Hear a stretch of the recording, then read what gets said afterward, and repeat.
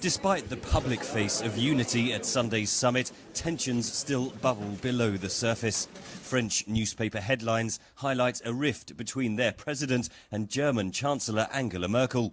Speaking Monday, French Finance Minister François Baron insisted the talks were on track.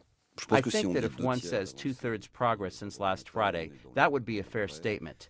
We have had an agreement on the disbursement of the final tranche of the previous rescue plan for Greece, and we have agreed on the level of overcapitalization of banks to deal with any shock. European banks will be forced to raise €100 billion in new capital to shield them from losses.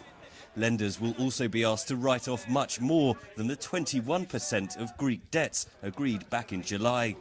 The biggest hurdle is boosting the firepower of the EU's bailout fund.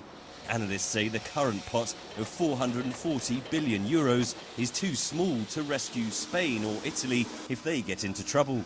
French President Nicolas Sarkozy put his case for a new way of raising revenue. We have reminded all of our European partners of our attachment to the introduction of a tax on financial transactions. It is a commitment that we took together, and we will stick to it. Britain, which is not part of the euro, opposes such a tax as its economy relies heavily on financial services. The Prime Minister says members of the single currency should not dictate policy to the whole Union. Treaty change can only happen if it is agreed by all 27 member states of the European Union, and any treaty change, as the last treaty change did, is an opportunity for Britain to advance our national interest. Anglo-French tensions are rising. Mr. Sarkozy is quoted as telling the British Prime Minister that he is sick of you criticising us and telling us what to do.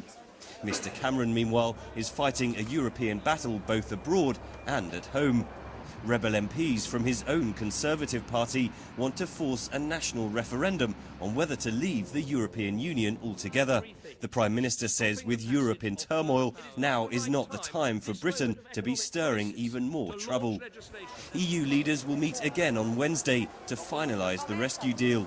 Many hope this will mark the beginning of the end for Europe's debt crisis. Henry Ridgewell for VOA News, London.